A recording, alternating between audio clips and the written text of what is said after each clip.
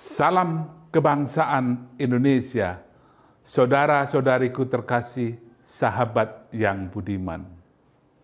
Sebuah bangsa bisa rukun bersatu kalau punya satu dasar yang sama yang bisa diterima semua pihak. Apalagi bagi bangsa Indonesia yang terlahir sangat bineka, baik dalam hal suku bangsa, ras, etnis, golongan, agama, adat, dan budaya.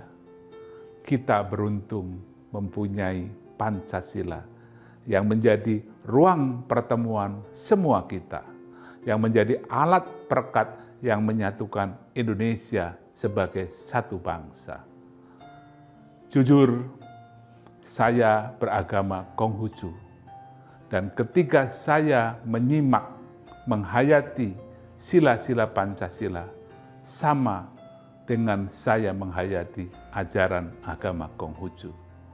Antara ajaran agama Konghucu yang lahir lebih dari 5.000 tahun sampai puncaknya di masa kehidupan Konghucu sendiri 2572 tahun yang lalu, kita bisa menemukan hal yang senafas, selaras dengan sila-sila atau keseluruhan Pancasila.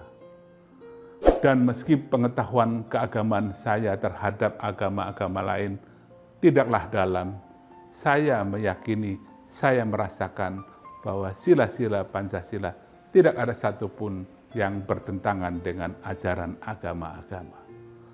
Jadi menurut saya, Pancasila adalah filosofi dasar negara yang paling tepat bagi bangsa Indonesia. Tapi kenyataannya, kenapa masih ada saja riak-riak di antara atau di seputar Pancasila yang dipertanyakan oleh sementara orang? Itu hal yang biasa yang terjadi di dalam hidup, karena pasti tidak semua orang bisa berpendapat sama. Marilah kita tidak usah memperpanjang apa yang saya ceritakan, kenapa tidak sama dan seterusnya, tapi marilah kita dengarkan saja atau resapi saja sebuah puisi yang saya tulis, yang saya beri judul Mata Air Pancasila dan Ajaran Konghucu.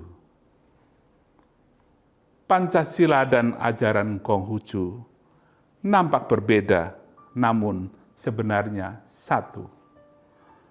Senafas dan seiring jalan, bahkan berimpitan satu jiwa, satu badan. Ketuhanan yang Maha Esa, satu keyakinan, satu irama. Tak ada tempat memohon doa kecuali dan hanya kepadanya. Kemanusiaan yang adil dan beradab sudah diajarkan Konghucu berabad-abad.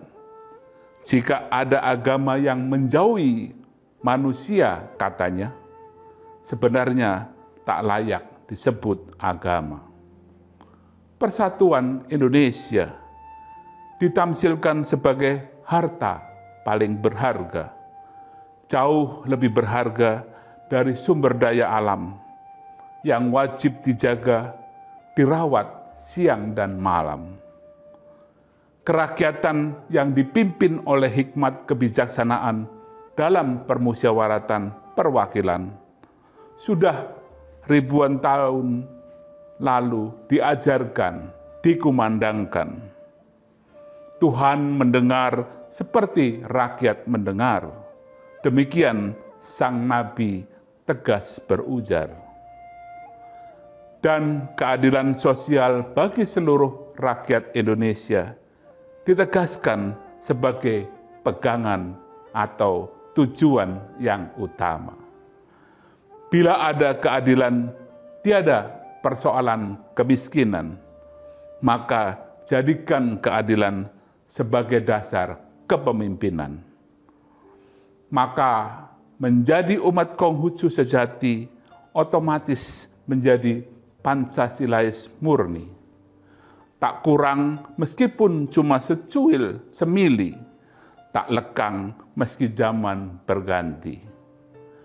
Mata air Pancasila berasal dari sumber yang sama. Meski terpisah 25 abad lamanya, ajaran Konghucu senada, seirama. Terima kasih dan salam sehat untuk kita semua.